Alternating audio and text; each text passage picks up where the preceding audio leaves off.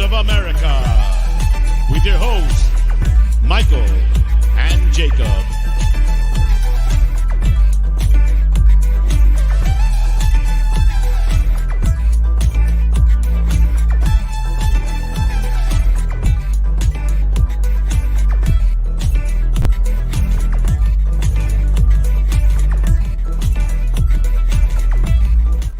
Hello, yes, people. It is Thursday, the first of the. Oh my God, it's the first of the month.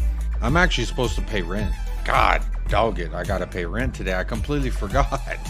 I actually just looked at the time today, but how are you doing? Apologies about the wet hair. No, it is not raining. Yes, I did have to take a shower before the show. And yes, if you're tuning in, you might be like, why is he super early today? What's the deal with that? Well, you know, life is a funny beast sometimes, and I have to go early today. But you know what? I thought it was going to be a shorter show than usual, but sometimes life is funny. It'll find a way of making sure we get to go a little bit longer here. But welcome in, episode 146, and what an episode it is today.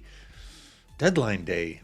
Which, why wasn't deadline day yesterday? I thought it ended at the end of the month, but hey, I'm not going to ask questions. But it looks pretty slow, pretty boring, pretty lame. So we'll talk about that. But there's still some things to talk about. I don't know if you forgot. Some may say, Jacob, move on. Stop thinking about it. No. If you've read the poll today, you might know what I'm referring to. Says, who do you think was the biggest dickhead yesterday? Oh my God. For me, Neil Maupay, you rat, you dirty bastard. Again, under 5 minutes and I'm already cursing. But you know what? Sometimes I just got to let you know how I feel. So Neil Maupay, if you're watching this, I'll fight you. How about that? You're a bastard. You need to get your own celebration. A lot of things to look at. James Madison took a clap at him. He took a clap back. And at the end of the day, he has to hold that L. And I see people saying, oh, big up Shawnee boy, big up Sean, told everyone to get on over here. I'm gonna text him back and say, I appreciate you, bro. Thank you very much. So big up everyone who's over there with Spurs Talk Show. I know he didn't exactly raid, but sometimes word of mouth raid can still be effective. So big up to those of you that did come on over. But look, before I keep going, before I keep dabbling on about how I felt about yesterday, I do have a very special guest. You know, sometimes these things aren't planned. Sometimes they are. And how fortunate are we that I kind of planned today. How about that? Does that work? Let's welcome out Ash P from Talking Ball. How are you doing? I'm all right. I'm actually quite happy after that second half. So I'm still riding that wave. And, you know, beware anybody who copies Madison's celebration. Clearly, it sets our players off. So I hope it happens in every game against Arsenal, against Brentford. I don't think it matters who it's against. I think that it's going to be an amazing thing because whoever copies that celebration, you know we're coming for you. That's what I'm saying. The last person who did that didn't like the end result. And now, again, the most recent person who did it probably didn't like the end result. And it's funny that he addressed it, but then had to be like, oh, I haven't taken as many relegations. Like, bro, really had to take it there. Like Madison single-handedly has anything to do with it. Look, we'll talk about it. I don't want to get too into it yet. I do have some tweets, and we'll obviously look at what Madison said and what he said. But big up to Spurs GCTV, says, smash that like button for Jacob. Big up Spurs GCTV. Appreciate the... First of all, appreciate you being a member for 4 months. I apologize. I'm a little bit off of my game today. It is still the morning time technically, and I'm not a morning person. I am a afternoon, evening type of guy. But big up Spurs GCTV. Appreciate your support over the past 4 months. And I think you've been in the chat longer chatting with me. There's also a Mrs. Spurs GCTV somewhere. Hope the whole GCTV family are doing immaculate today. But look, let me say hello to a couple people in the chat before we really get to diving in, because you know I'm going to start cursing. You know I'm going to start saying some... YouTube don't like it when I do that for some reason, but I don't live my life for YouTube, so I live my life for you and me and we and all of us. How about that? But big up Donovan. Donovan, early stream gets the worm. Early chatter gets the fireworks. There you go, Donovan. That's for you. Big up Zapur. What's good, my dudes? Big up Zapur every single time.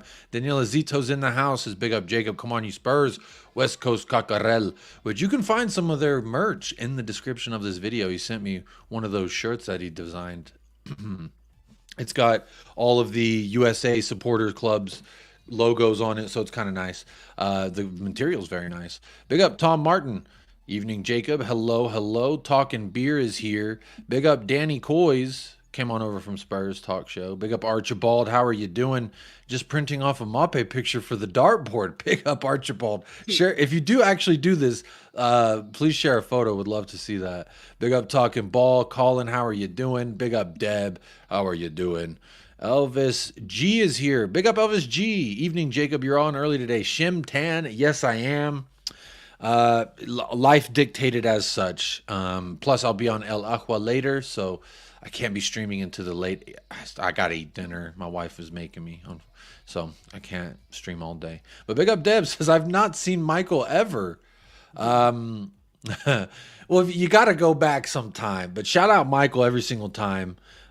He is the guy who helped inspire me to start this channel, and we started it together. And you know, life takes you on courses, and he just doesn't really have the time. So, but he's always supporting in the background. He may even hear you say that you've never seen him, and maybe that'll make him make an appearance. We'll find out. Big up Wayne Bonner every single time. Says, "Sup everyone, hope you're all doing good after putting Brentford in their place last night." You know, they say a picture's worth 1,000 words, and sometimes a video, I guess, could be 1,000 words per second. Is that who you really wanted? You sure about that? You sure about that, Brentford? Are you fucking sure about that, Brentford? Is that who you wanted? Crunch these fucking beats.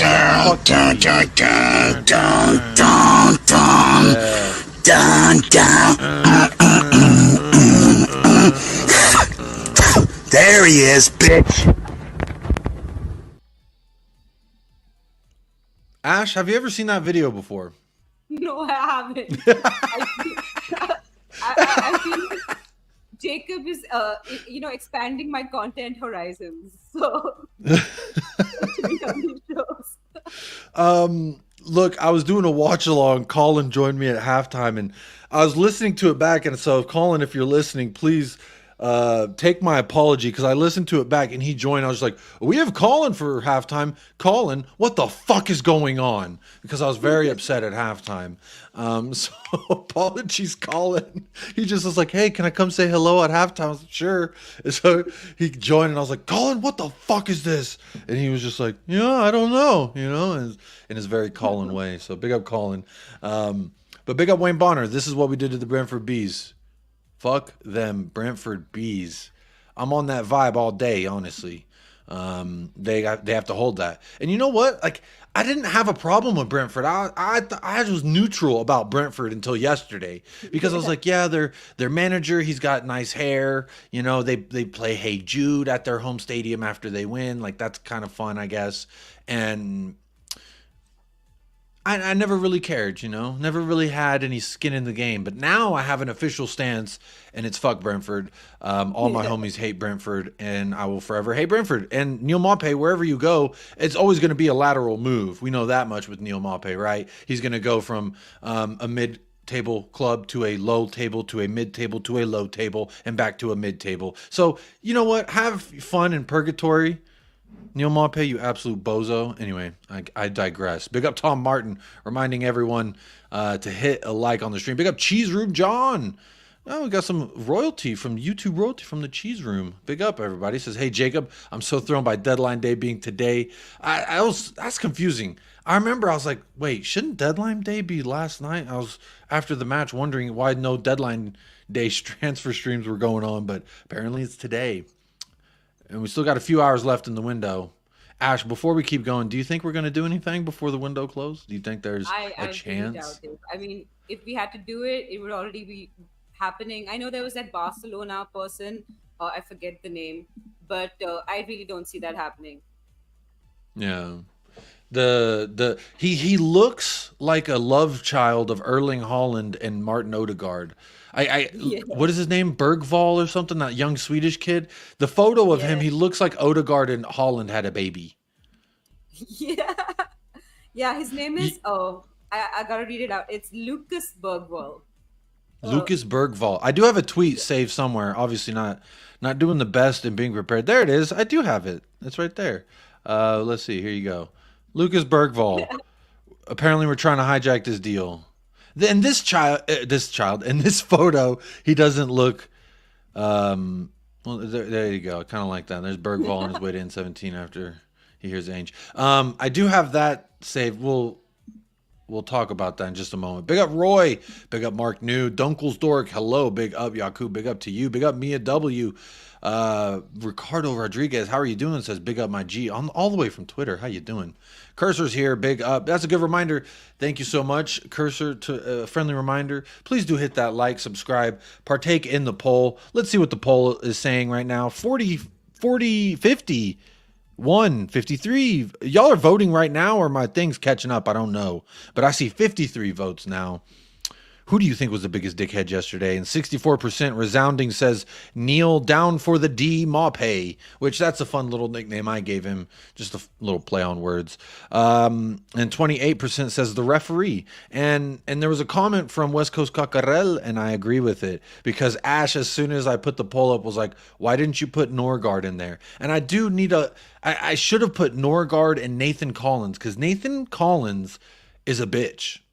If you watched the watch along yesterday, you heard me profusely scream his name because he was acting.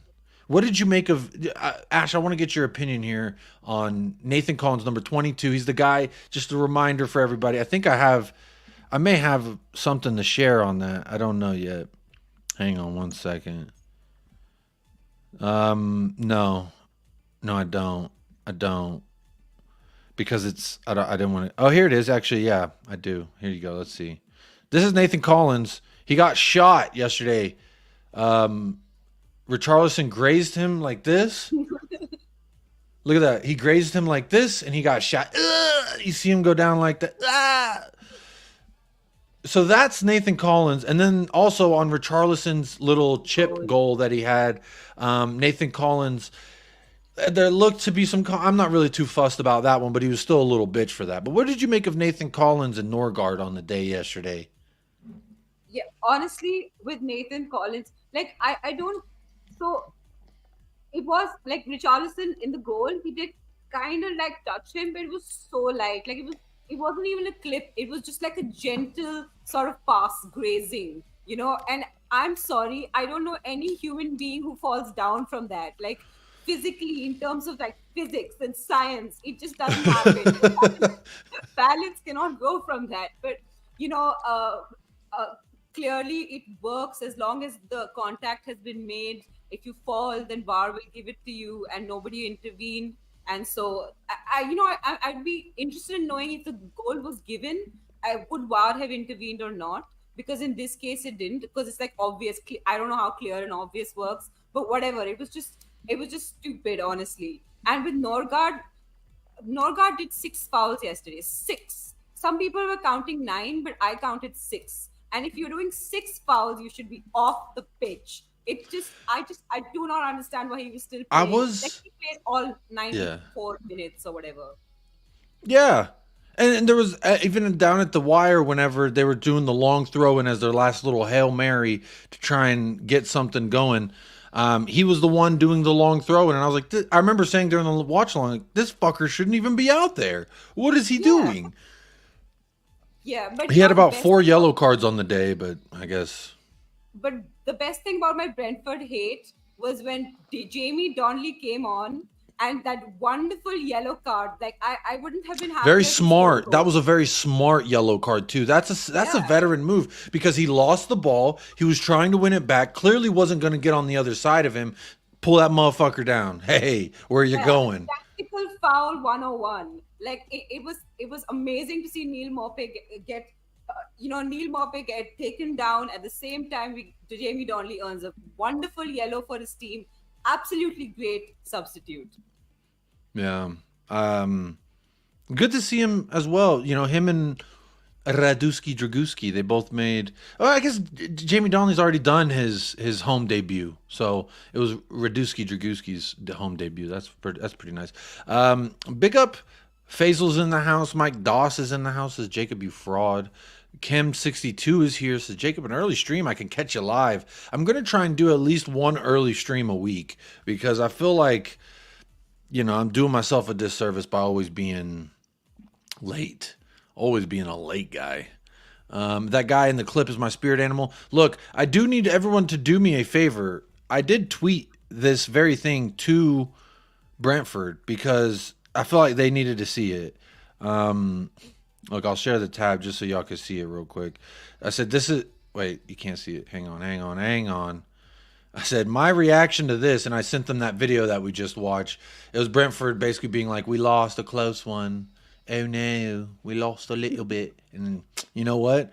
This is my reaction to seeing this. So they can hold that to the highest degree, honestly.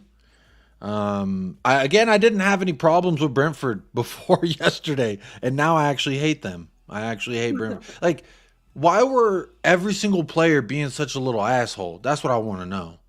Do you know why, Ash? Is that a coaching thing? You think he said, let's just go in there and disrupt what they're trying to do in that manner? I mean, their counterattack was working well. There were moments where they were pressing us even when they were 1-0 up. And I was saying, look, they're pressing us. We have to take advantage of this. And in the first half, they really had the better on us. What did you make of the first half specifically? And why do you think, I mean, obviously we know it's Destiny Udogie giving away a bad pass, the run against things. Then you had Romero covering two different players. And he saw Van de Ven coming in, so then he drifts off to his other player. And people are saying that's Romero's fault. So I do want to talk about the first half and the first goal specifically. But people are saying it's Romero's fault. I remember watching Weird Tottenham TV, and shout out my boy Ashmatic and the other dude who was on there. But why are they lying? Why are they lying? I watched their reaction to the goal. They were like, oh, no, Romero, what are you doing there? Romero was playing the pass because his teammate had finally caught up to help. Therefore, he was playing the space behind him to cover that pass. I don't know what Romero did wrong. But Ash, what about you? Maybe it's because people say I'm biased and I always fight for Romero. But I didn't think Romero did a whole hell of a lot wrong yesterday. Yeah, I generally don't think so either. I think that the fault was not with Romero. I'll tell you what, I don't even think that completely the fault was with Udogie either, because if you notice, just a few seconds before that, like about 5 minutes before that, Benton Core also lost the ball in the center of the pitch, and luckily it didn't lead to anything. And I think that the problem was that the fullbacks were too central. Like, I know that we like to play inverted, but because we were so inverted, everyone was kind of like sitting on top of each other, and there was just no space. Like, there were no pockets of space created where you could sort of pass to each other because everyone was so close together. And I think that's what led to the pressure being built up, because we were all sort of like pocketed together and too narrow. And so then there was a lot of space between Udogie and like Werner on this side, and Porro and Kulu on that side. So those were the channels from which they were always coming. And so you could see that constantly, even in that offside goal that was disallowed before that. That's what happened. And then again, that's what happened this time. And you could see that again and again. It was that one channel. I think that in the second half, Ant just told Udogie and Porro to be a little wider, which is why you could see Udogie progress the ball from the wing just straight on, and then pass it, and then get that Werner pass back. So I do think that it was just too much space left between the winger and the fullback. And once we corrected that, it was fine. But yeah, like that pressure that was created, it was a bad pass from Udogie, but I don't think Romero could have done that much, honestly, to stop that goal. Some people are saying he could have been stronger as well. But honestly, I don't see it as Romero's fault. I think it was a tactical problem that we fixed in the second half.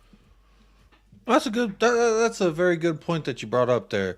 The fact that we did see a little bit of a change in the second half. Now, there was almost a little bit with Destiny. It was like one step forward, one step back almost. And I thought he had a horrible first half, and then he made up for it in the second half. But then he had another error that led to that, and I'm not trying to distract everyone, but I did want y'all to just see that I like this little slideshow. Just kind of tells you how the day went, and I think it's very nice to see. But pick up everybody in the chat. Jason Bell, Piccolo, Mount Everest, Hotspur says he was here for the watch along. Big up Mount Everest. Vader Games is here. That's a City fan, and he's a fraud. So big up Vader either way though. Now you know says I used to rate Nathan Collins. Actually, I hate Nathan Collins. I didn't know who he was until yesterday. Mo says take your fraudulent bottle job potch back now. I'm loving Big Ange instead. They made the song for a reason. Real quick side note. What do you think about Pochettino and the whole Chelsea thing? I think he's doing an inside job for us. That's my theory. Yeah, I think his job is to be Agent Poch. He's doing an amazing job. He is living up to his name. You could see it. He loves Spurs, and he's doing us a huge favor. And he's making them spend a lot of money. Now we're the richest club in London. It's all working out for us. It's all coming up Spurs because of Agent Poch. Mm-hmm. Thank you very much. That's what I'm saying. Paul from the Hotspur Hippie, we sat here when he was appointed and he did his introduction video. We were like, bro, he looks like a prisoner. He looked like his arms didn't move from the armrest.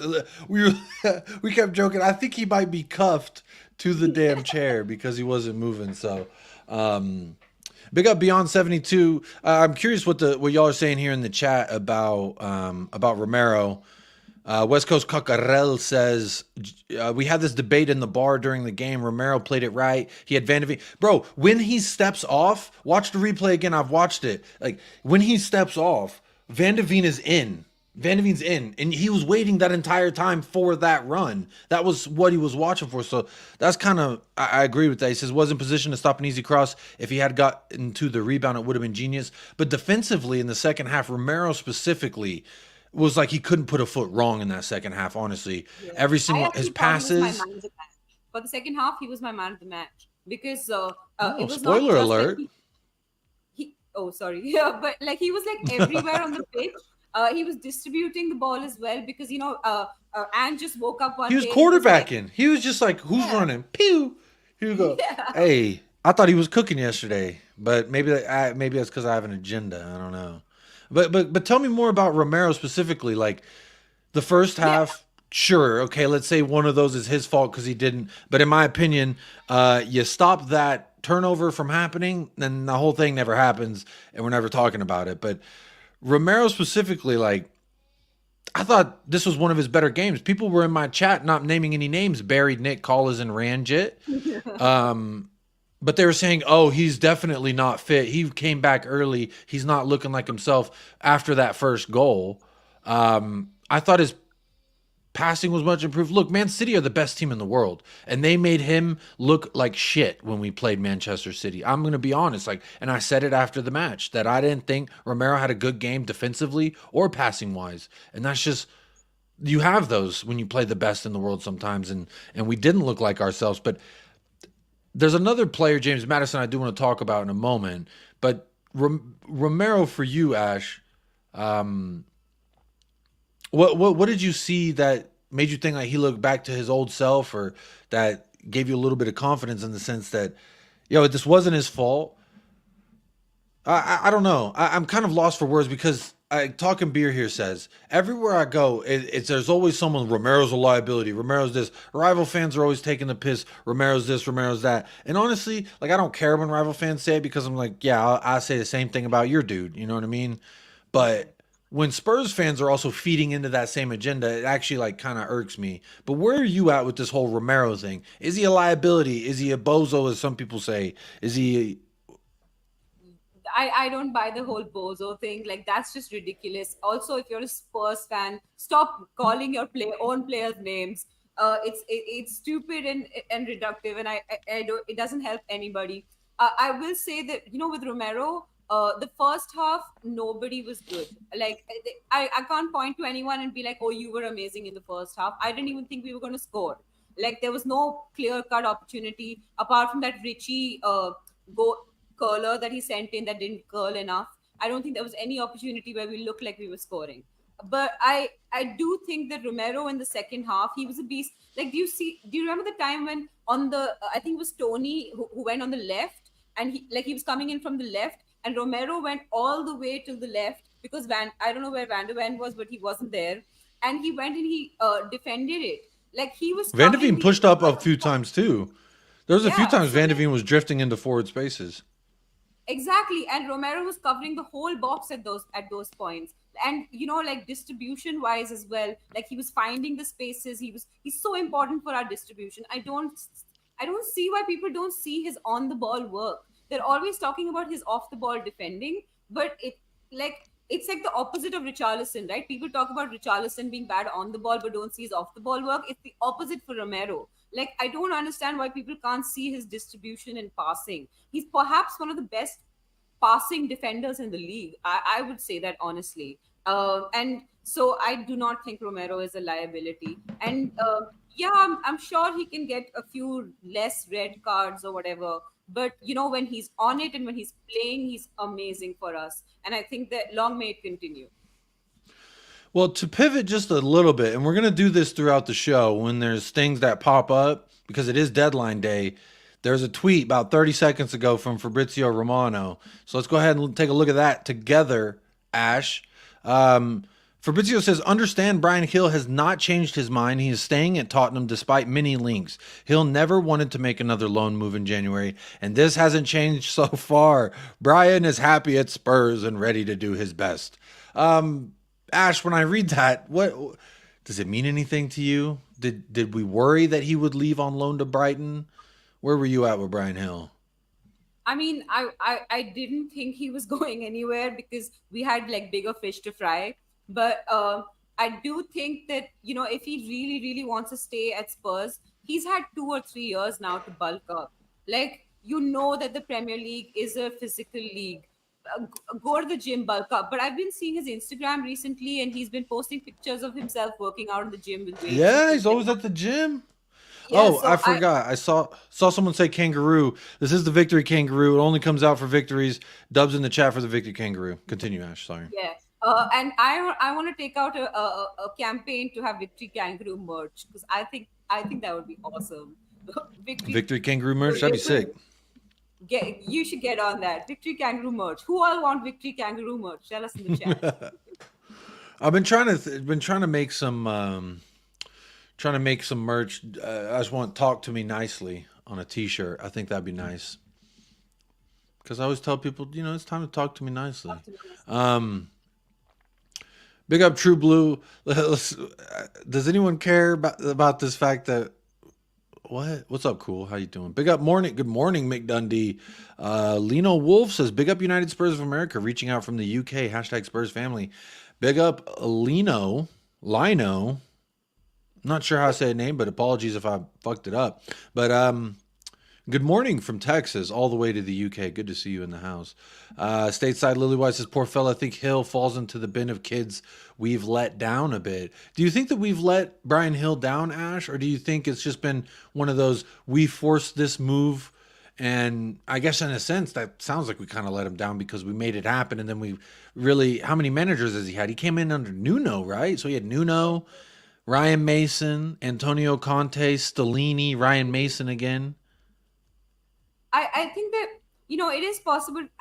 I feel like we can say that about a lot of kids. We can say that about like Sar when he came in, and Udogi was sent out on loan, and it could have been that we would let them down as well. But I feel like with Ange, he's the kind of person, if you're doing well in training, he'll put you in. So if Ange is not putting him in, because people his age like Udogi and Sar are all playing. And I understand that on the left it's competitive because Sonny was here and Richie was here, but it's not that competitive either because Sonny left, and we had a time when we didn't have a left winger and Solomon was injured. He had an opportunity that time to cement his place, and he started a game as well, and then he came on for like a few games as well, and he had enough time, I think, to prove himself in training and on the pitch. And I feel like he sort of wasted some of the opportunities he's gotten. Like, you're not going to get a lot of opportunities in a big club.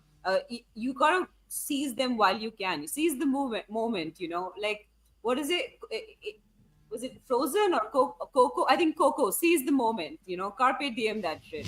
Yeah. I think it was Coco. Yeah. Shout out Disney for that. Um, Stateside Lily Whites says lots of managers bringing in other wingers, changing system. That haircut deserves better. Last thing on Brian Hill, Ash, what do you think of his haircut? You're a lady. Do you fancy his haircut? Does it look good on a young man? What do you think?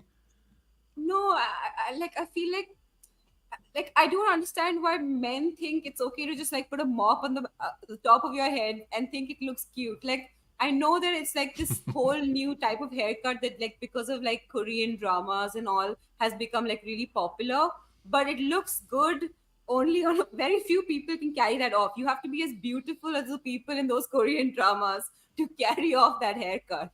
I'm sorry, We you hear don't that, have the Brian. cheekbones to pull that off. Yeah, you're gonna have to hold that, Brian, respectfully. But did bring that up just because it is one of the latest things that Fabrizio Romano has said. So as those happen, Fiona says it looked good in the 60s. Yeah, with the Beatles. Carpe diem that shit. Yeah, I'm pretty sure it's not the direct quote from Coco, but it's close enough in my opinion. Neil Primus says, don't know the lady's name here, but her commentary is excellent. Her name is Ash P. And you can find her at Talkin' Ball. It is in the title of this video. It's in the description of this video if you want to find more of her. You did just do a show this morning for me, your White Chat Lane, right? Yeah, that one's in Hindi, but I'm also coming with a show with Ellie on Friday. That's in English, so you all will understand it. Yeah, normally y'all do the Hindi show at like 4 a.m. my time. I think I told you the story. I woke up once and I was like, what are they saying? I feel like I know what they're saying, but what are they saying? And it was very strange time. But hey, we'll get back to the match. Let me fix my layout here. Hang on. Here we go. There we go. I have a couple of Postecoglou quotes. I didn't look. A lot of the quotes have already been shared around, but there was one that really stuck out to me in regards to the poll and really kind of how I feel. And it was about well, I guess I should have left it on this one. It says, oh, now you can't read that. There you go. Oh, wrong screen. Man, this whole morning thing is fucking hard. I don't know how people stream in the morning. I'm like, wait, I keep forgetting like my next segue. I'm kind of fucking the show up, but big up everybody who is rocking with me. Vote in the poll, like the video if you want. You don't have to like it either because I'm having a rough go at it this morning. But Alistair Gold says Postecoglou, one of his players were fired up by Maupay. And this was something I wanted to bring up. There was a comment. I don't know who commented. It was way time ago. But someone had mentioned that we were very easily triggered by the dark arts. We were very easily coerced into playing their game the way that they wanted to play it. And that maybe that's a sign of our immaturity. But Postecoglou says, if the players were fired up by Maupay, he says, I hope not, because that's exactly what I'm talking about. I'm not a fan of it. I don't like the whole bravado, pushing people around. If you're that brave about things, my player, their players, just get into a UFC cage, and then we'll see how brave they are. We're out here to play football, and that's what I want our guys to do, focus on playing football. They should not be getting motivated by things that aren't really important to us. So he's saying it's not important. He's saying that we shouldn't get sucked into this. But Ash, for you, for me, oh my God, if you know what? I think this will be a good little exercise. For those of you that weren't here for the watch along, I'm just going to show you. Well, actually, I didn't start it, so I'd have to find it. But I wanted to show everybody my reaction. But Maupay, like, I was so, he made me so mad that entire match. And then the replays, they kept just showing replay after replay of Neil Maupay and Ivan Toney doing the dart celebration. It was triggering me. So I was right there with the players getting triggered and fired up by it, but he doesn't want that. Ash, where do you stand as far as how you see it? And before I get your answer, let me say big up to Taylor, legend of the channel, legend of YouTube already, cemented their place, has gifted out bunches of memberships, upgraded to the highest tier membership on this channel, gifted out a bunch of memberships to a lot of different channels. So big up Taylor of the Soggy Undies Club. Hope you're doing well, Taylor. Big up and glad to have you back. Says big up to the chat and the panel. Big up Taylor every single time. But Ash, for you, I don't know. I liked it. I play better when dudes talk shit to me. In a competitive sport, I play better. But that's me. And Ainge doesn't want our players to be like that. Where do you kind of see it? I mean, I think, first of all, if there was that UFC cage match, I would pay plenty money to go see it. Like, if they put Romero and Maupay and Matty Cash all in like a giant UFC cage, I would go watch that. I know a lot of people would too. But I will say, like, with Spurs, we've always been like, we've never sort of had that. I don't agree with a lot with Jose Mourinho, but I will say that sometimes it's nice to have like someone who just gets your goat, just go at them. Don't be like the namby-pamby Spurs team that just like plays beautiful football but can't be aggressive and rough and give it to them as good as you get. And I feel like that's why I used to really dread going to Burnley away, for example. Burnley away used to be my nightmare because we we get bullied, right, at places like Burnley away. It's about Turf Moor used to be a tough place for us. Yeah, because of that, because we're such like beautiful passers of the ball, but we don't know how to like give them stake. So I kind of like it. Jose Mourinho did say that, Ash. He did say we don't have enough assholes on this team. And then we got Cuti Romero, so. I will say that I think what Ange is referring to is like a larger problem in the sense that, in the Chelsea game and then again with the Aston Villa game and Matty Cash and again with Yates and then again with Maupay, we sort of got like rattled and that sort of affected our performance in the game. So I think that what Ange is saying is that you channel that aggression. You do all of the things, like you do the banter and everything, but like focus on trying to win the game using that aggression. And I think there's a nice balance that you can achieve. Like I think with Man City as well, they lose it a lot. Like Haaland in that game, the game we drew, he lost it. But like City. You mean Erling Haaland did what? I got a funny little picture. Look at that. I loved Erling Haaland freaking out. I love that. It's fun. It's good stuff. Yeah, but I think you need a little bit of that fire in your belly to have that tenacity, that little bit of rough edge to you. And on some, honestly, when we used to play against Everton and Richarlison would do that whole like tough guy thing, I was always like saying the same shit. You're a little bitch. You can't take it. You don't want the smoke. But then now he's on my side. I'm like, could Richarlison be that tough guy? I don't know, but at least I know Romero. Like if we're talking about who can we nominate to fight in a UFC ring from our squad, Romero was probably my first. You know who else? Vicario Sicario. I think he is the silent assassin. A lot of people. Did you see him at full time getting in Ivan Toney's face? That was quite nice as well. Yeah, and he said something like you should have put a bet on it. I think that was fake. So that Prim Inside account, I think that was fake. But I did see that and I bookmarked it and I was like, when did he talk to the media? Because James Madison talked to Sky Sports or TNT or whatever, and then Postecoglou spoke to Spurs Play. Timo Werner spoke to Spurs Play, and I was trying to figure out when Vicario was interviewed to say this, and I think it was fake. I am 99% sure it was. Like, I wish it wasn't. I know. It sounds like the kind of thing he would say as well, because I have a feeling like the way he worded it made it. You could read it in Vicario's voice. That's what it is. I wish I had started because it was great. You know what else is great? or it's THFC. We haven't won a Premier League match without Son or Kane in over 5 years. So how about that? Yeah, yeah. It's finally a new generation. I'm loving it. I love the fact that we can win something without Sonny and Kane. I love Sonny like to death. I love him, but he's 32. We need to look towards the future as well. And I'm so happy that we can prove. We're proving that we can win no matter who plays, because it's the system, and not the players. It's not individuals. Yeah. Big up Tom Markkinen back in the house. Good to see you, my friend. Tom Markkinen. Long time no see, buddy. Says, yeah, play better, but don't get drawn in. That's what they wanted because they don't have our quality. And I think James Madison said this to Sky Sports after the match, and I really liked I really liked what he said, but it kind of solidified how I thought it was. They're going to want to slow the game down. They're not going to want it to be this end-to-end affair. They're going to want to slow it down, set pieces, corners, take time away. That's what they wanted. They were getting their way in the first half. First half was riddled with a lot of that. So I agree with you here, Tom Markkinen. Agree with you, Tommy. But big up, Tom. Good to see you back in the house.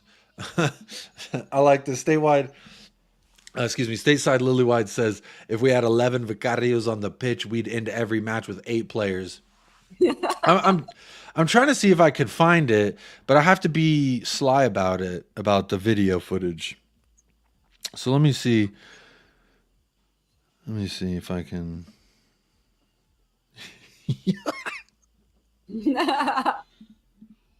So that's Ivan Toney, but Vicario's the one egging him on. So that's kind of fun. And I also saw this He of. just said it. Like to Yeah. Vicario. Yeah, I kind of like that. Big up Dreadlock74 says Big Vic is a geezer. Come on, you Spurs. Poro for lightweight competitions. That might be a good shout for the featherweight. Put Pedro Poro in there. He may not be the biggest, but I bet he can pack a punch for sure. McLaughlin is here. Says, I watched a video on the worst tackles to see how long it took to see Romero, and I guess you didn't see him at all. I guess that's what it is. Big up Lino. I know how to say your name now, Lino Wolf. Says that was our first time listener. So big up Lino Wolf. Hope to see you back around here. Paul Tucknot, one of my favorite last names here, says fire in your belly is not the same as losing focus by triggering. So maybe I'm having trouble differentiating the two, because I just think about whenever I was I would feel like I bought into a little bit of that getting triggered, but it made me better. I don't know, but everyone's their own beast, and even Brendan Johnson said that we were immediately after the match he spoke to TNT. Brendan Johnson did, and I don't remember the exact quote, but it was something along the lines of they were trying to rope us in, and we were getting triggered by it, and we wanted to. But to me, if it makes you play better, then I don't know what the problem is with it. That's just my opinion, though. Big up Musings. How are you doing? Who's Connor Bradley? I'm pretty sure that's Tom Little. I'm not sure. I'm not so sure. Chelsea did that to us at the Battle of the Bridge. We lost 2-0 lead that night just because we let Chelsea into our heads. That's a good point. But that was We do that with Chelsea often. Fucking, oh my God, I hate Chelsea. Chelsea make me so mad. But Brentford, I'm still thinking about Brentford. They make me so mad. Can I just show this one more time? Is that who you really wanted? You sure about that? I'll end it. I'll end it. I just want to see the smash right here. Yeah, fuck those bees, man. That's what I'm on. Some people really don't like that clip. They're like, I saw Faisal said, when you play that clip, I have to leave and then I come back when it's over. So sorry about trigger that. Warning. Oh, yeah, I should start saying trigger warning.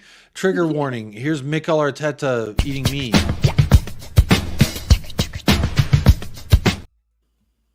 Yep, trigger warning. There you are.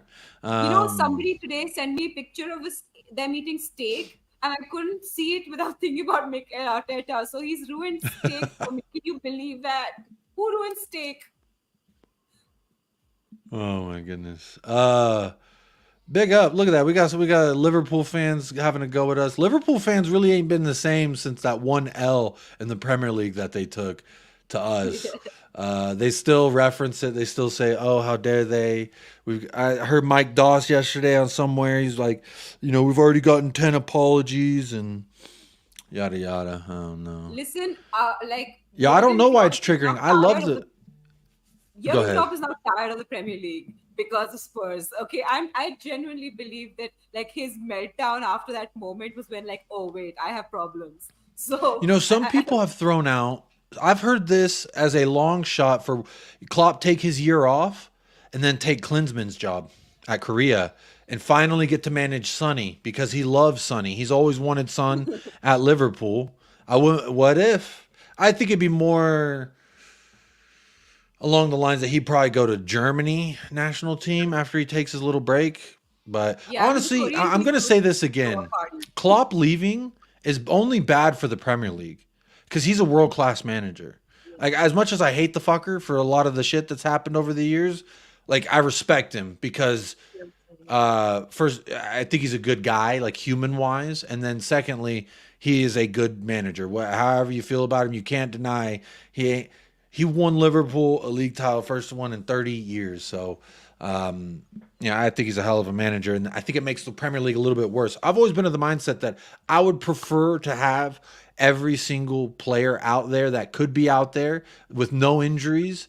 I wish you could, in a video game, you could just turn injuries off because then we really get the best product every day. We really get to see the best as a consumer. So that's kind of how I feel. And I think him leaving takes away the quality in the league and that. Yeah. And they did score the winning goal for us. Don't shout out Joel Matip every single time, but go ahead. Yeah, I genuinely think with Klopp there, I don't think that Man City every season I don't go oh, Man City are just gonna go run away with this league because he's the only manager that I sort of put faith in can challenge. I really hope Ant can challenge Pep, but we've not seen evidence of that as a Spurs squad yet. Even though we've been in and around the top 4. So I feel with Klopp leaving, I hope it doesn't just become a one-horse race every season. So yeah, I wish he would stay. All right, I'm gonna say this. He says, "Why is it triggering? People so soft can't even watch a video of someone eating bee." Look, there are things that ick people out, and I think maybe that could ick if you're allergic to bees, maybe. But for me, I find it fucking hilarious because I was at halftime. When we look like shit, I was like, "Ange, you have to show this video." Ash, are you triggered by the guy when he eats the bees, and then he spits it? So I actually study insects for a living, so I'm not at all triggered by that. In fact, Arteta eating his steak triggers me way, way more than the bees. The Big Up Spurs King. If a chat member or someone just super chat a $1, I'll play the B video again. All right, I'll play the B video again. MLS should bring Klopp to grow the league. I don't know that. Maybe that would. They got Lionel Messi, Luis Suarez. They put Barcelona out there in Miami. So I kind of want to watch a B video again. I'm on it, if I'm being honest. I'm from the South. I've seen idiots do that live and in person. A beekeeper chomping on a honeycomb covered in bees. That's crazy. There's a woman on Instagram who takes cleans out honeycombs with her hands. It's insane. Okay, she just with her live hands, she just goes into a bee a honeycomb and just takes out all the bees and puts them in her box. It's just really weird. Yeah, to me that's more ballsy than it is weird. It's more I hope you don't get stung because I feel like if I see one bee around me, I'm like, get the fuck away because I'm scared that I'm going to get stung. Yes, we do use StreamYard. This is on StreamYard right now. Speaking of triggering Messi worship in the MLS, that's funny. It was a wasp nest. It wasn't, you know what, Talking Beer, you brought it up. You're a YouTube chat member, so that's the rule. Is that who you really wanted? You sure about that? Just take a good look at it. So Talking Beer, I think you're right. That is definitely a wasp nest. Look at the one that flies away, like whenever he does that. See? And then in his hand, you can see it right in his hand.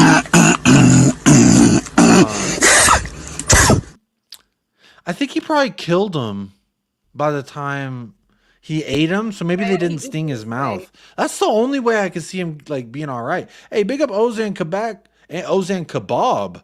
Yes, he played Center Bob. Says big up Yakub. General thoughts on Broja to Fulham. Is it on like Donkey Kong? Broja to Fulham? Is that confirmed? Let me see. Let me check. What's Fabrizio saying? Big up Ozan. Thoughts on Broja to Fulham. Broja's what the fuck? Why is Fabrizio Romano tweeting about F1? He said Lewis Hamilton to Ferrari. Here we go. What is that? Bertrand Troy terminates his contract with Aston Villa and signs with Villarreal. Okay. I don't see anything. Villarreal. I don't see anything. See that Adam Wharton.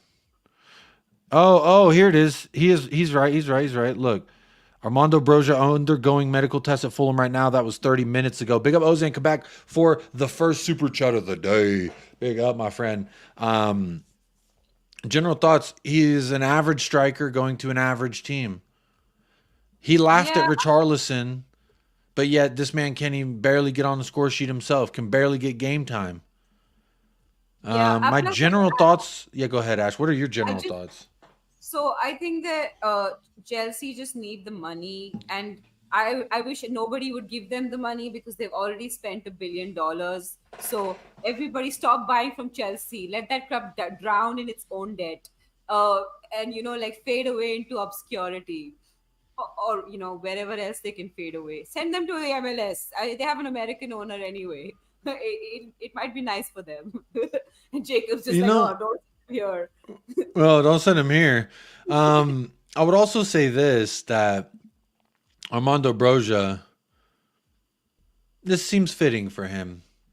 I never really thought that he was going to cut it. Like, he had a decent loan and then he went back to Chelsea and then was shit and then just stayed there and was shit and then had the audacity to call out Richarlison, who actually has 7 goals in 7 games, something he's never done before in his life. I don't know. I think it's funny. And I hope he has nothing but non-success there. I'm sorry. Jackson is playing above you. He's what, like 21? I don't know what. He's like a baby. So you need to hold that. Stateside, here's a differing opinion here. Stateside Lilywhite says, honestly, I think Broja is not half bad. He's still a young kid. Strange that Chelsea seems so ready. Well, they need to sell. He's a homegrown for them. So they need to sell, I think is what they have to sell him, because since he's homegrown with the FFP, now that money they can use and they can spend that because it's technically like a profit or some shit. Don't ask me the financials and this is what I hear from the people who know what they're talking about. But allegedly what I've been told and what I've heard from various platforms I listen to is Chelsea are under duress of FFP and they want to spend, but they cannot. So they need to sell homegrown, which is why fucking Conor Gallagher and Spurs has been lingering this entire transfer window, because he's a homegrown that they could possibly get a substantial fee for. Ozan says, I think FFP is making all Prem teams be cautious into making big signings this January. I think that's leading to the most boring winter transfer window I've ever been a part of. This FFP's looming over. It's like everyone knows that the big tax man is watching. You better make sure the Excel sheets are looking right. I don't know. It's kind of boring. I'm not gonna lie. It is kind of boring. But big up Ozan. I don't really care about Armando Broja. It's such boring news. Is there anything else that Fabrizio said? I know he's on some streaming platform. I saw Pablo Fornals is going somewhere. Yeah, no Premier League really, but Fulham paying $4 million. Is that literally the only Premier League? Nottingham Forest yesterday did get Giovanni Reina. I think on loan for the remainder of the year from Dortmund. That's a big player.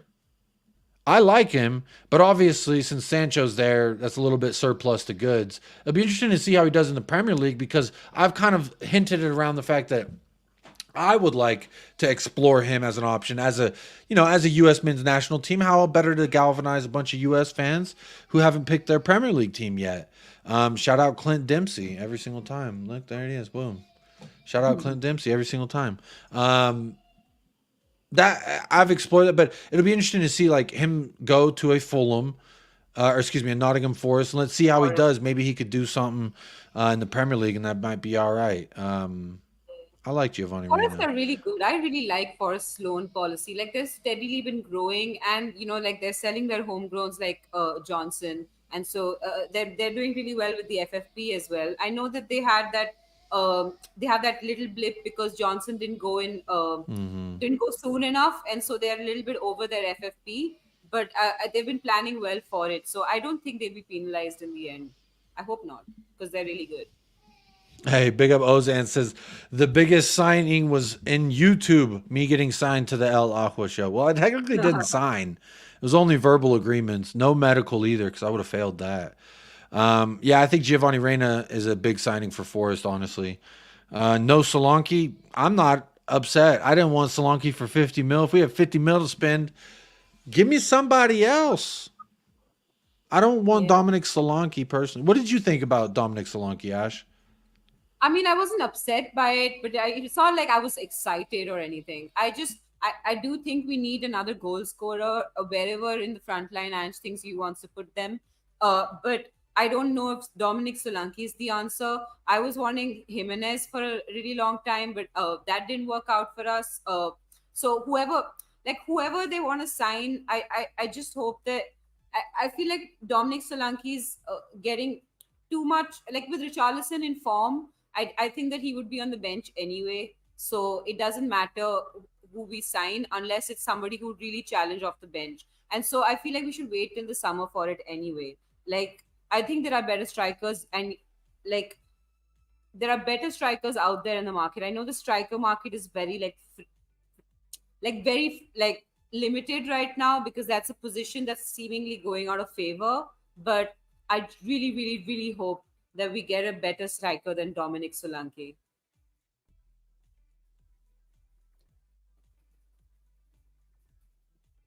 Jacob, you're on I'm mute. muted there. Yeah, I'm sorry. I can hear my son, and he's having a good time in the living room, and I just didn't want his audio to bleed over, so I muted myself. And now I forgot what we were just talking about. Can you remind me? Dominic Solanke.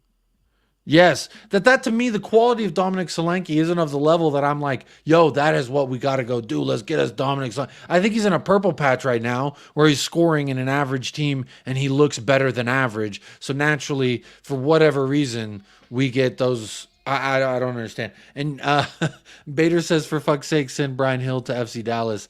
I think he would do well in MLS. I think he could do well. I think he's okay in La Liga. I think he could do okay in Serie A.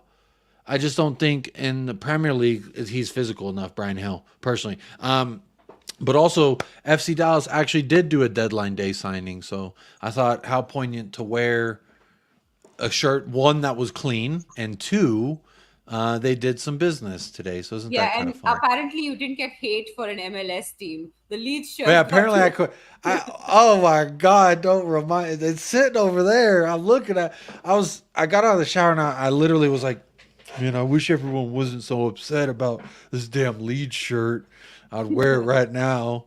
It's a nice sunny day outside.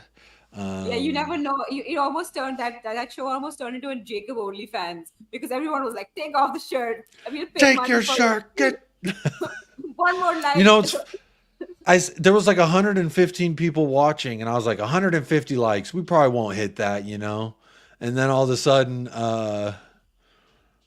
we did hit it, and I think that video ended up with like 250 likes. So to me, that's people saying, "Do not ever wear that shirt again."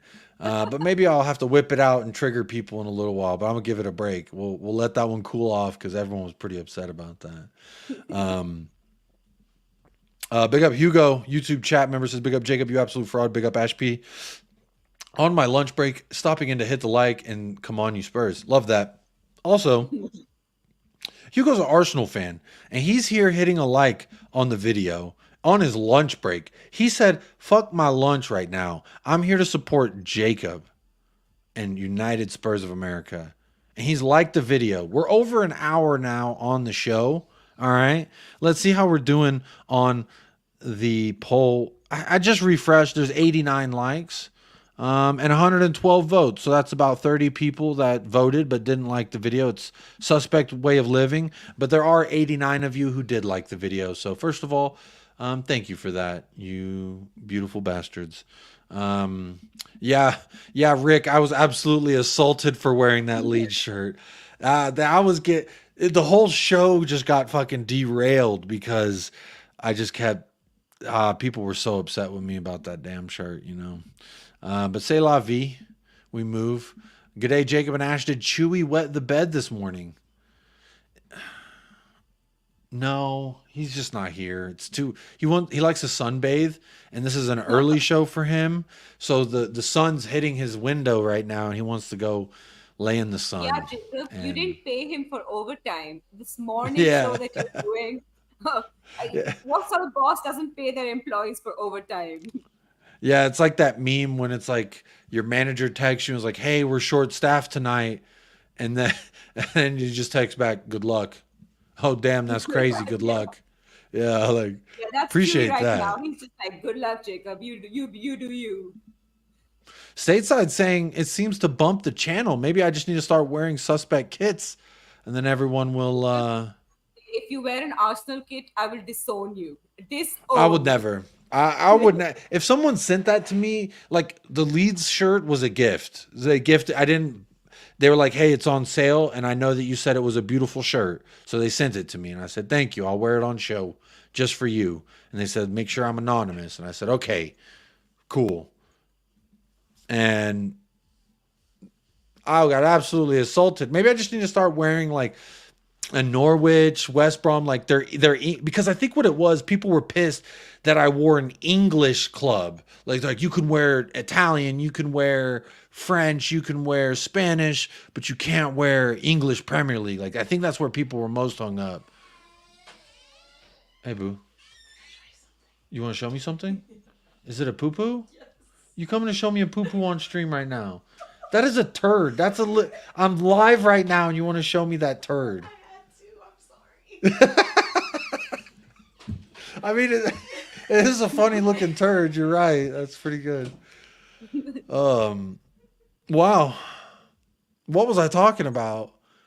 She just, my wife comes walking in here with the diaper in her hand. She's like giggling. I'm like, what's going on? What is she about to show me? That's kind of fun. Hey, it's diaper art. Picasso ain't got nothing on diaper art. This is true. My son is an artist. Definitely not a starving artist. Big up to Ziad, says like and subscribe. Big up Ziad. I'll be chatting with him. Oh yeah, he's a Chelsea fan. Ooh, Chelsea took a fat L, but it was against Liverpool. No shame, in my opinion.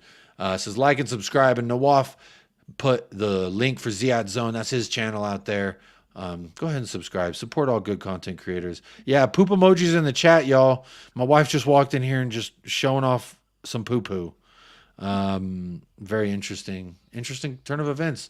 Hey, you know what? I guarantee there's not any fucking transfer deadline show you could go to, and you're gonna get a little surprise like that. All right, and big up. This is a Chelsea fan. Says get this to 100 likes. We could Shirley, but don't call me Shirley, hit 100 likes. I know like 10 people left when the poo poo came out, but it's okay. I didn't show it on camera. This is a tongue twister, and I don't know why. It says stateside Lily Whites. Thoughts on Valise heading out to Sevilla.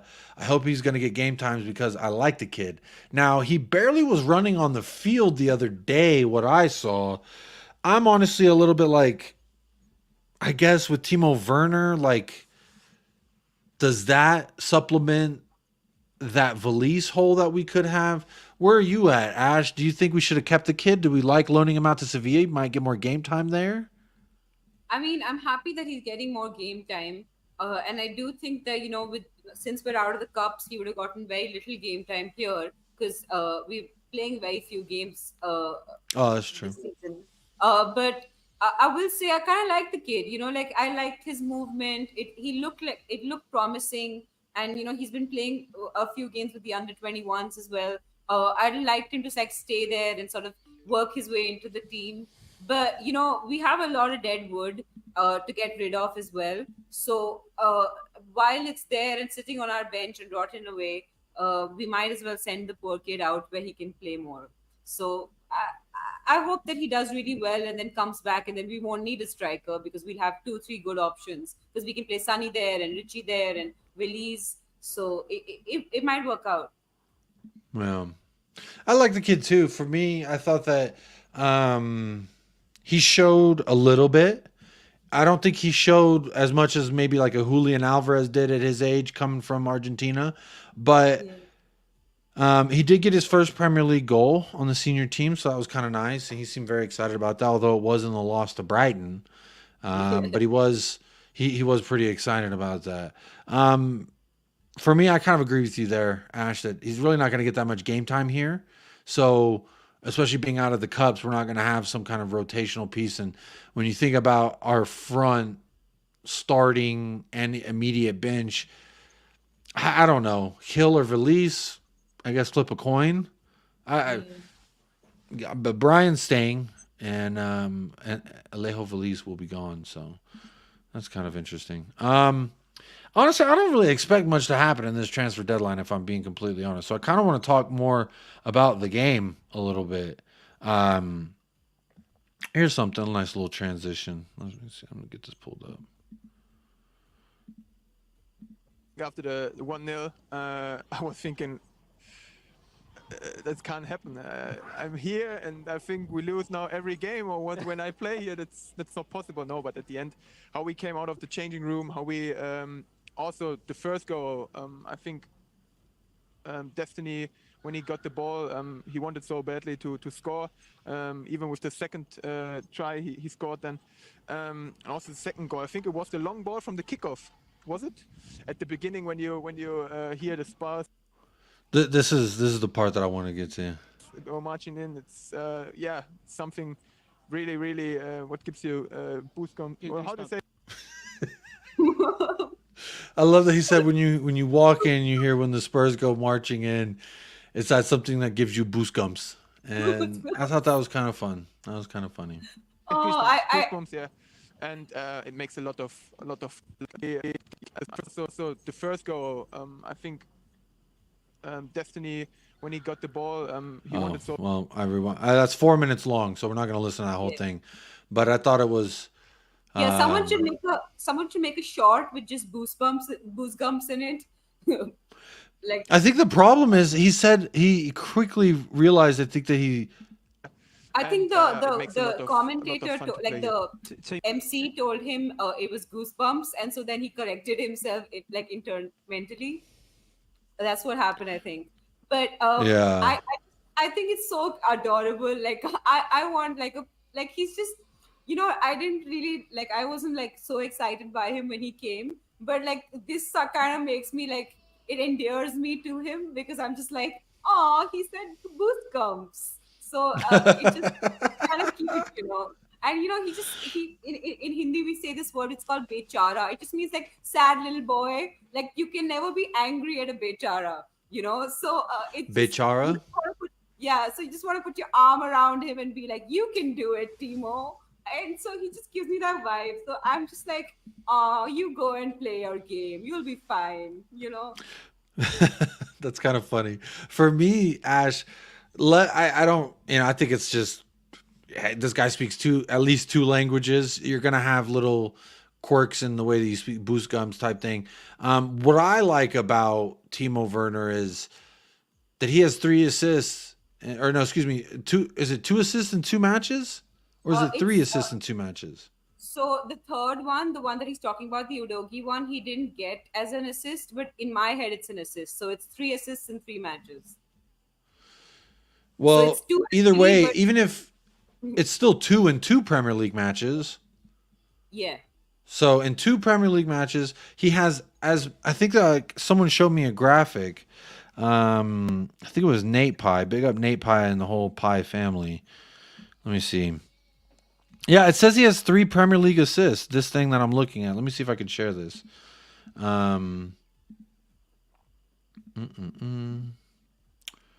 Present. Let me see if I stop sharing that. Let's see if I. Yeah, this. Here we go. Sky Sports put this out.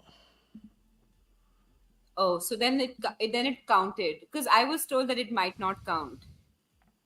Because it did, like, it took a couple bounces, didn't it? It was Udogi, because he passed it to Udogi, and then Udogi shot, it was blocked, and he reshot, and then he scored. I'm going to look it up right now, but this is what TNT put out, that he has as many Premier League assists as Bruno Fernandes. Let's see, let me see the goals. Yeah, it's not saying that they gave him a goal, so I guess TNT Sports is wrong. All right, let me share this. Oh, hang on. I'll share what I'm looking They're at. not wrong. They're reflecting our emotion about the assist. Yeah, I'm looking here to see. I think they only gave him the 1. Yeah, they only gave him 1 assist here. And when you look, if you look here on the left side, when they have the goals, it'll say like assist, and there's assist Timo Werner for the Brennan Johnson. And the Richarlison one, shoot, I'm almost forgetting the Richarlison one. Remind me how the Richarlison one went. The Richarlison one, Madders tried to score, and then it. Oh, that's right. and That was scored. Madison, yeah, and it got blocked, and it fell to Richarlison. He tapped it in. Yeah, it was very nice. And he also did win Man of the Match from Sky Sports as well. Yeah, Richarlison, right? Stateside Lillywise says, I think it's a bit biased that Madison had 8.2. Not sure he was better than Richarlison or Werner. Yeah, I agree with that. There were points at which he looked slightly rusty, and I thought that Richarlison and Werner had really good games. So, yeah, I'd agree with that. Well, let me see. I'll pull up their numbers here, and so we can compare.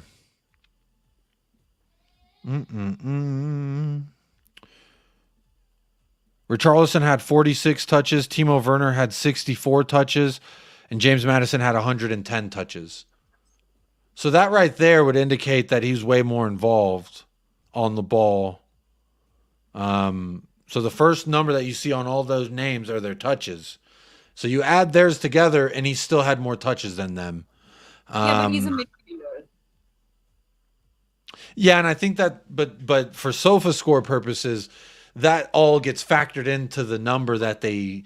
So like, I'm not saying that it's like the end all be all. It's just the way that SofaScore's point system works, to my understanding, is that the more touches you have, the more of everything you have, the more points you have on your overall score. So yeah, I'm not saying I think it's an interesting conversation. I think like as a midfielder, a lot of touches gets you a lot of good points, whereas for forwards you need like passes and progressive carries and shit.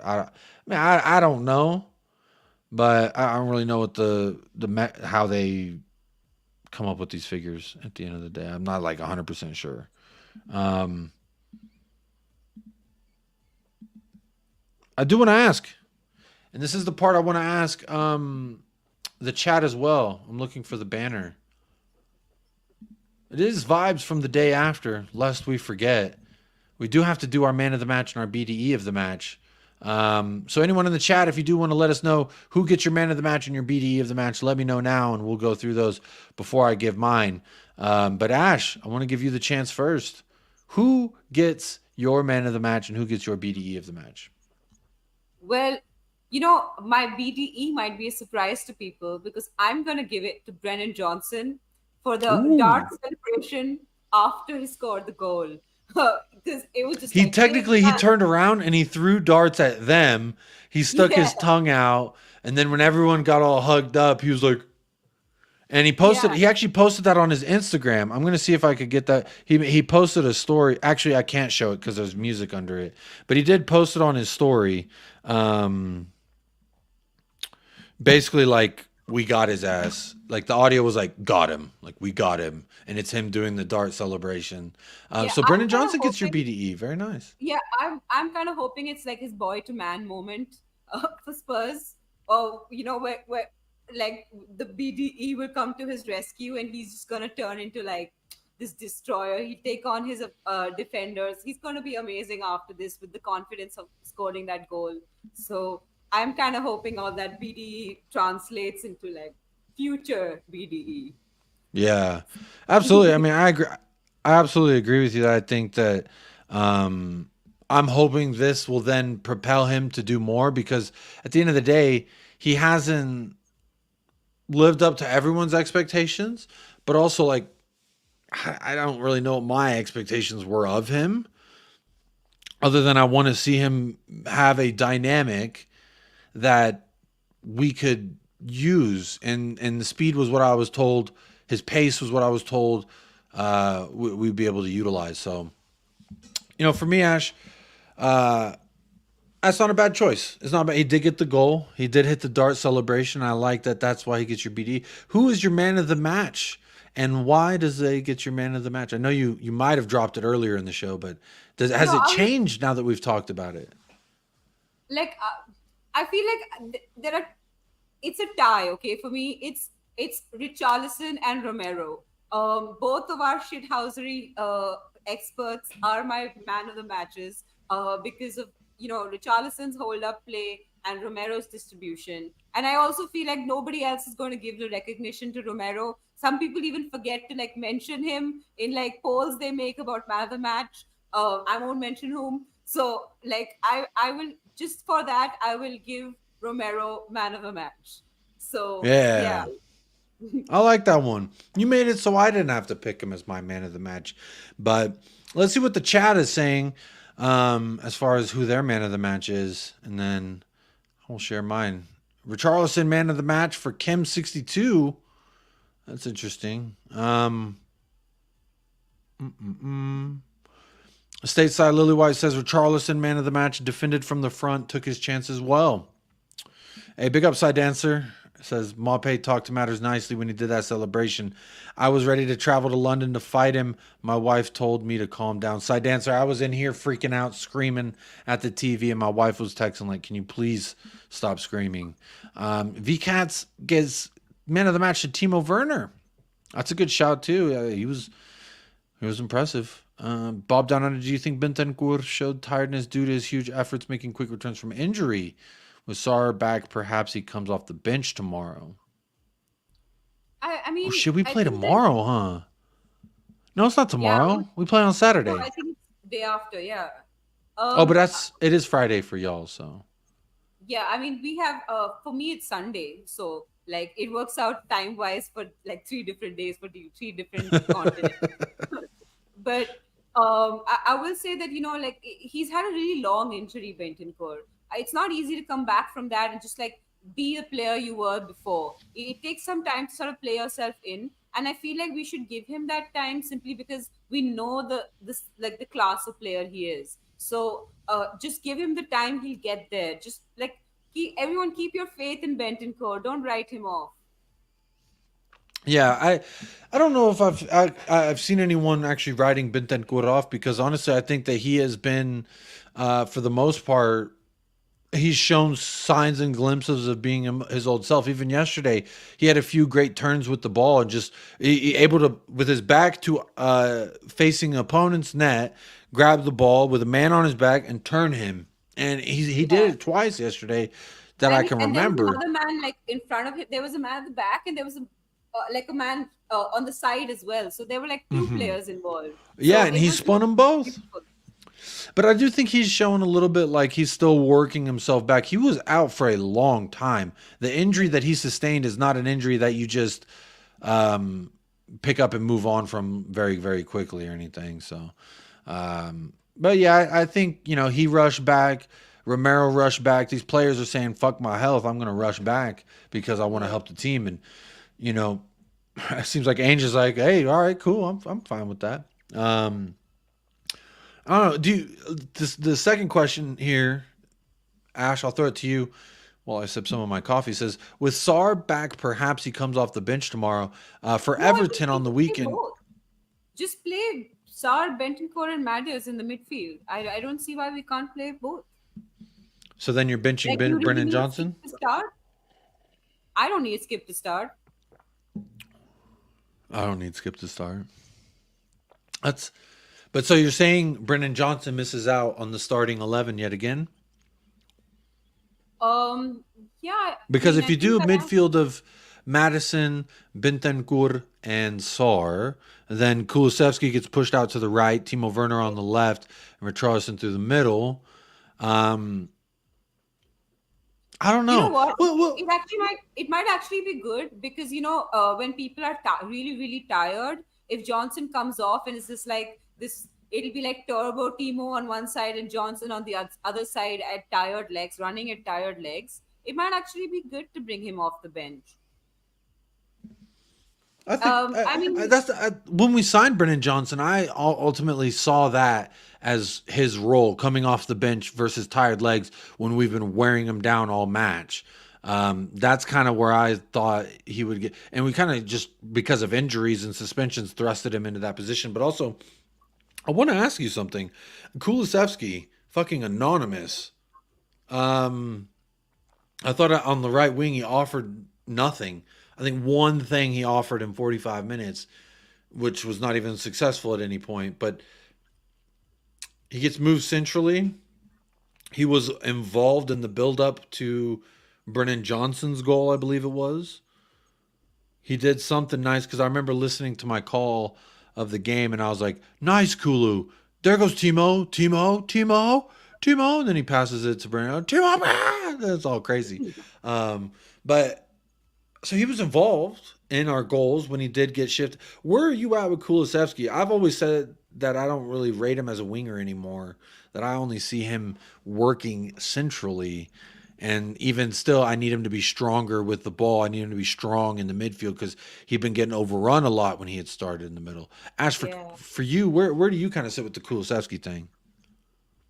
I'm with you. I actually really don't see him as a winger anymore. I think that he has proven that his future lies in the midfield, but Ange keeps playing him on the wing, so I'm assuming that he sees something that I don't.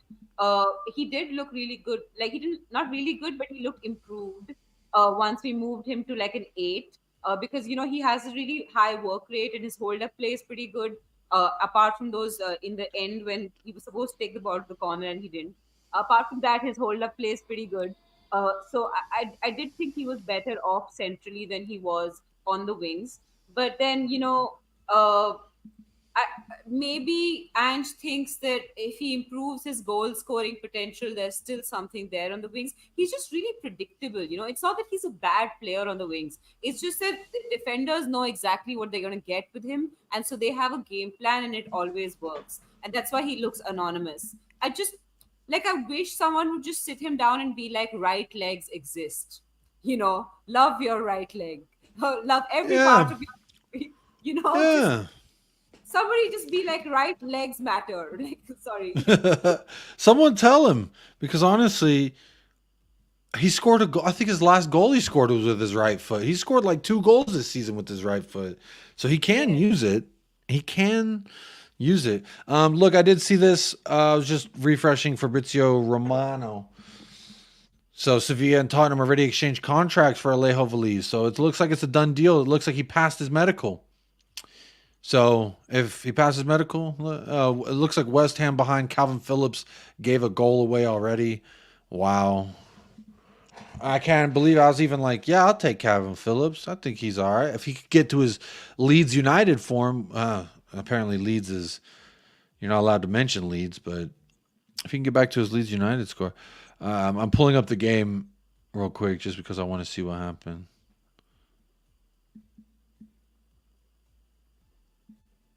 I ain't paying 50 mil for Solanke though. Yeah, I like that there's no buy option for Veliz. What would have been the point of buying him if we were just gonna sell him in Jan? That would have been indictment on him. If that's what we did do. Look, in regards to the Solanke thing, just because I have Bournemouth pulled up right here, I do want to say that. Oh, Senesi almost scored. I wouldn't. There's a guy I would take from Bournemouth. I would take that number 22 Semenyo, Antoine Semenyo, I think is his name. Yeah. I like that. I like him. I buy him instead of. I think he would come in and help. I think he plays on the wing, if I'm not mistaken. Yeah, he If does. Solanke gets a hat trick tonight, and we buy him as soon as he. I'm sorry. Like I think Solanke's a good player, but he's good at where he's at. Like I think Richarlison was banging goals for Everton, wasn't he? If he was off the bench, that'd be fine. But when you buy someone for 50 million, you're not really buying them to come off the bench, right? So I think that's the fair. problem. I think this market is so inflated when it comes to strikers. It just makes no sense to get someone for 50 million if they're going to be on the bench. Yeah, I wondered how much of that was like inflation because, you know, we always say, "Oh, price tag." The player can't help it. That's not his fault.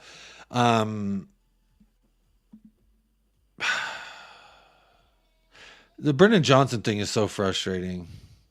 The Brennan Johnson, because he's not good enough yet, and it's like we spend a big money, so it's like I need you to be good now, but he's not, and yeah, I don't know where I kind of stand with that whole thing yet. I've said that, you know, give him some more time before I really write him off. I think the jury's still out, but hey, that's now 2 goals in the Premier League. I think 4 assists.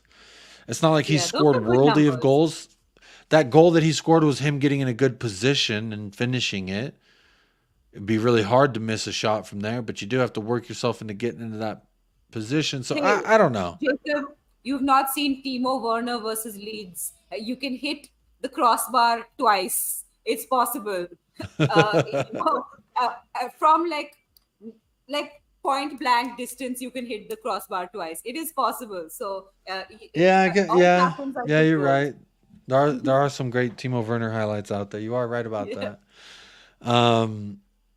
Well, look, I want to go ahead and give my man of the match and stuff for the game. For me, my man of the match. I got to give it to Romero.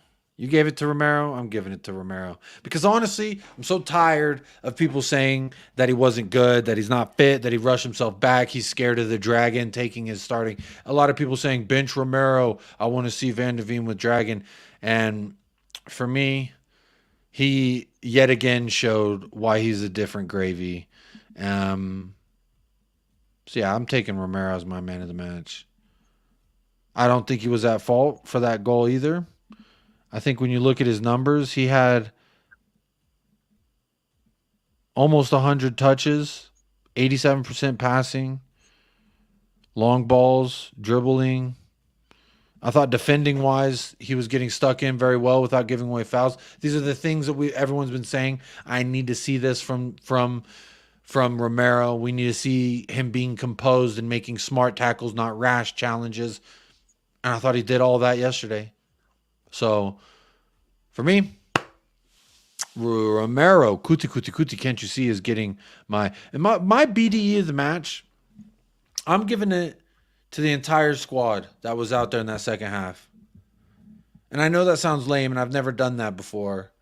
But I really just want to commend them all for, one, like, replying back in the most emphatic way. They responded, and that's what we've done continually. We get punched, and we respond. We punch, and then we respond. And we've done that well. And yesterday, you know, make of it what you will. I thought it was one of those. They were lucky to have 2 goals. 2 goals of theirs that came off of our mistakes. So, Yeah. you know, when we beat Fulham 2-0, everyone said, I remember Hassam said this to me. He was like, "Oh, you know, you guys are the most dodgy fucking team, right? Y'all are so jammy," is what he said. That's what he said. "Y'all are so jammy. You're the jammiest team. You know, you only scored off of Calvin Bassey's mistakes." And I said, well, that's our job, to capitalize when our opponents make a mistake.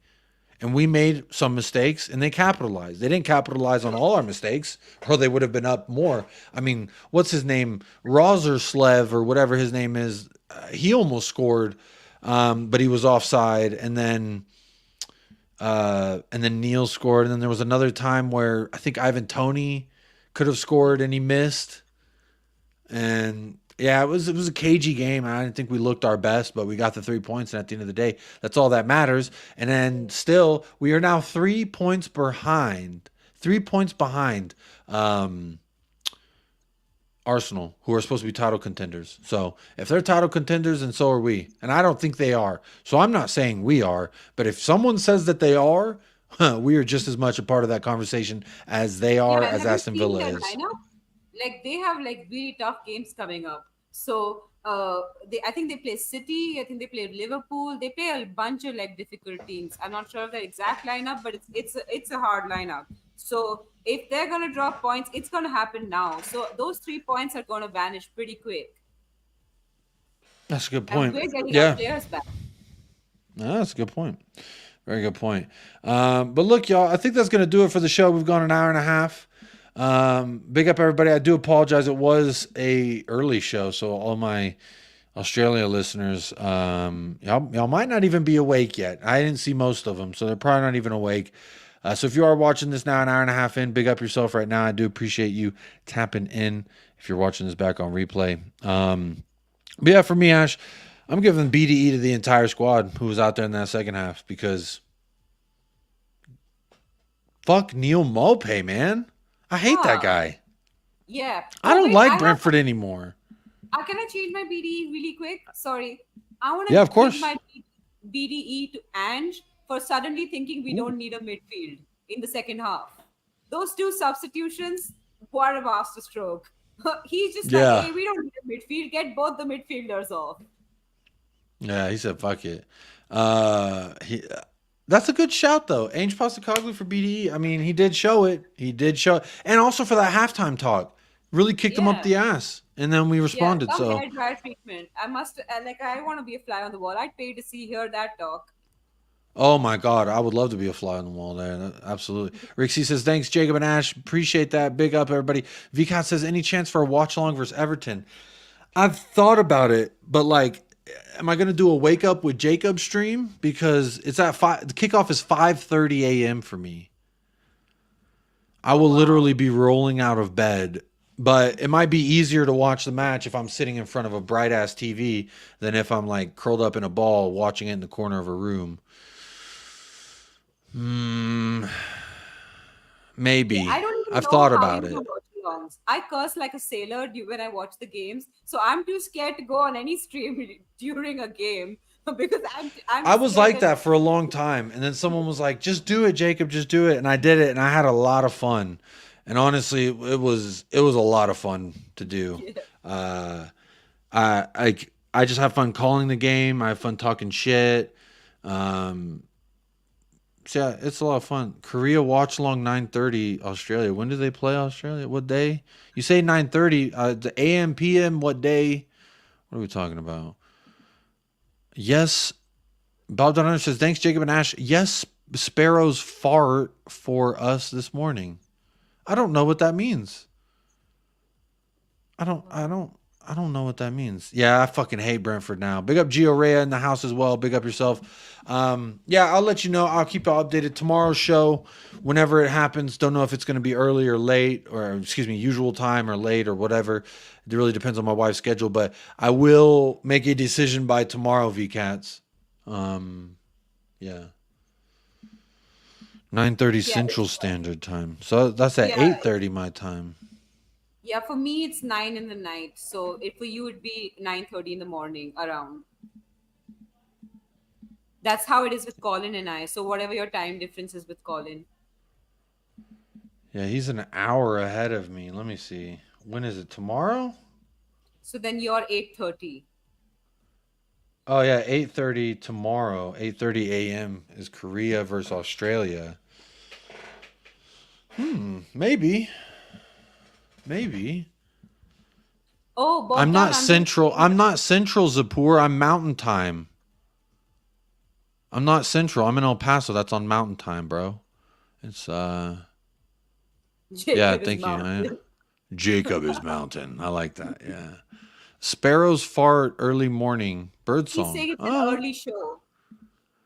I this think. is a sparrow's fart kind of a show. All right, Bob Down Under. We do have one of our Australian members, and that is Bob Down Under. Big up, Bob. Good morning, man. I hope you're having a great day. So yeah, I see Korea, Australia, 8:30 a.m. tomorrow. Let me make sure. Yeah, Friday tomorrow. Okay. Yeah, Okay. we're all I'll Aussie try fans. to. I'll think about it. I'll have to get up early, but yeah. Yeah. Come on, you Socceroos. I mean, I don't know how you all cheer for your team, but whatever it is, go Socceroos. You're going for Australia. Yeah, I just want Korea to lose. 'Cause, You want I mean, Korea to lose? I mean, I want Sunny to win a trophy. As a person with a team that was in that tournament and lost, who I was India.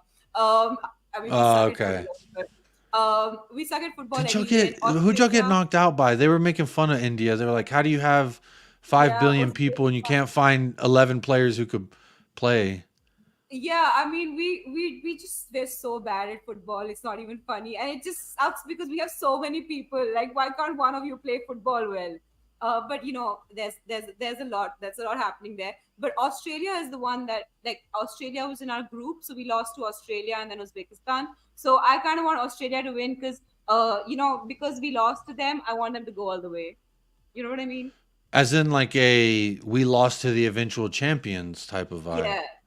For me, I want to see Sonny lift that trophy. I want to see Sonny have glory leading his country. That's how I feel. Hey, we won a game without him or Kane for the first time in 5 years. So we showed that we could do it. But also, I do have a lot of Australian friends who may be going for Australia. So I feel like either way I win. Because if Son wins, he gets to go further. But if Australia wins, all my Australian friends get to rejoice and they probably have some fun. Yeah. I don't want Sun to lose. I want Australia to win. I feel like those two are very different things. Yeah, you can feel, and you're allowed to feel however you want to feel. There's plenty of people who really don't care about the competition. Yeah. They just want Son to come home. And quite frankly, I love Son too much to say that I don't want him to win or that I want him to lose. I never want Son to lose any competition he's in. That's just because I like the guy too much. But look, y'all, we're gonna leave it there. Big shout out to everyone who has tapped in and hit the like button. I saw we hit over 100 likes, so thank you so much for helping us get that. I am gonna end the poll, and 68% says Neil Down for the D is the biggest dickhead yesterday, and I agree. He was quite an asshole. But big up everybody. Make sure you hit a like and go subscribe to Talking Ball. It is in the description of this video. It is in the title of this video. It'll take you 5 seconds to go subscribe, and there you go. Didn't mean to click that, but there you go. As always, folks, I want you to do me a few favors. I need you to stay blessed, stay fresh, up the lads, and come on, you Spurs.